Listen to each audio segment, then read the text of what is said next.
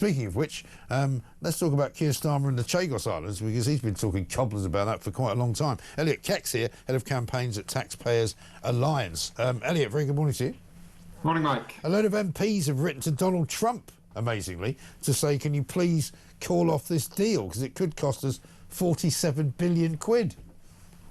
Yeah, just like Churchill looked across the Atlantic hoping that America would bail us out, I'm afraid we're hoping America is going to bail us out again. I mean, the real question should be not why are we paying Mauritius £47 billion, why are Mauritius not paying us £47 billion? Well, quite. I mean, it's our territory that we're giving to them and not the other way around. Right. Well, I think I've been likening it to selling a car to somebody. You know, somebody comes around to buy your second-hand car and goes, that's quite a nice car, I quite fancy that. And you say, not only do I want to give you the car, but I'm going to give you like 10,000 quid to take it away and drive off in it. And you're kind of going, well, sorry, it's kind of the wrong way round, isn't it? Yeah, I think you'd be sectioned under the Mental Health Act if you tried to do that. Seriously. Seriously.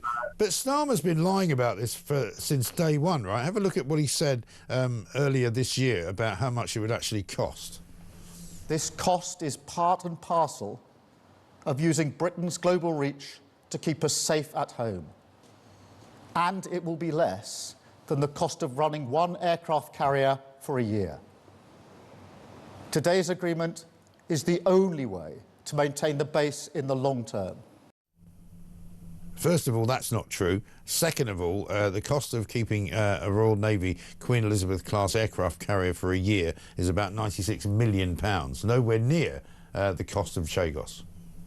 Yeah, the only way that it's the only way to keep it in the long term is if Keir Starmer genuinely thinks that Mauritius could defeat us in a military conflict. And I don't know what Keir Starmer's plans are for the military, but no matter what Keir Starmer does, I think we can confidently take on Mauritius. But the issue here is about what inflation is going to do to this deal. So these payments are linked to inflation, and the government rate of inflation that they're using to estimate this looks like it's going to be far too low, particularly given Rachel Reeves's very inflationary budget. Yeah, exactly right. And of course, the other problem is that, you know, there are some benefits to taxpayers in this deal, but unfortunately they're taxpayers in Mauritius who have been told that because they're getting so much money from the UK, they don't have to pay any income tax anymore.